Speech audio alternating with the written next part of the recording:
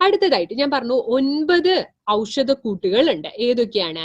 ഇരട്ടിമധുരം, ബബൂല്, ചുക്ക്, ടോമാർസീഡ്, തിപ്പലി, കുരുമുളക്, ഗ്രാമ്പു, ക്യാംഫർ, പുതിനയില, ഇതൊക്കെയാണ് ചേർത്തിട്ടുള്ളത്. ഇതിന്റെ ഒക്കെയും അപ്പം ആയുർവേദത്തിൽ പറഞ്ഞിട്ടുള്ളതാണ്.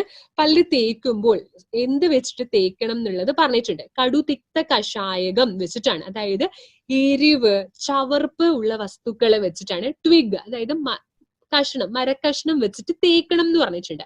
എരിവുള്ളത് വെച്ച് തേക്കണം എന്ന് പറഞ്ഞിട്ടുണ്ട്. അപ്പം എരിവുള്ളത് എന്ന് പറഞ്ഞിട്ടുണ്ടെങ്കിൽ ബാക്ടീരിയാസ് എപ്പോഴും വളരുന്നത് എപ്പോഴാണ്? മധുരത്തിലാണ്. ആ ഒരു മധുരമുള്ള ആ ഒരു കാലാവസ്ഥയിലാണ് അത് കൂടുതലായിട്ടും അത് വളരുന്നത്.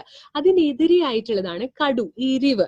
അതിന് വേണ്ടിയിട്ടാണ് നമ്മുടെ ഇതിൽ ചുക്ക്, തിപ്പലി, കുരുമുളക് ഒക്കെയും ചേർത്തിട്ടുള്ളത്. ബബൂൽ എന്ന് പറഞ്ഞിട്ടുണ്ടെങ്കിൽ വളരെ എല്ലാവർക്കും അറിയാവുന്നതാണ്. നമ്മുടെ ഓരോ പല്ലിന്റെയും മോണയുടെയും ഒക്കെ സംരക്ഷണത്തിൽ വലിയൊരു പങ്ക് വഹിക്കുന്നതാണ് ബബൂൽ. പുതിനയില ആന്റി ബാക്ടീരിയൽ കർമ്മങ്ങളും ഒക്കെ ഉള്ളതാണ്.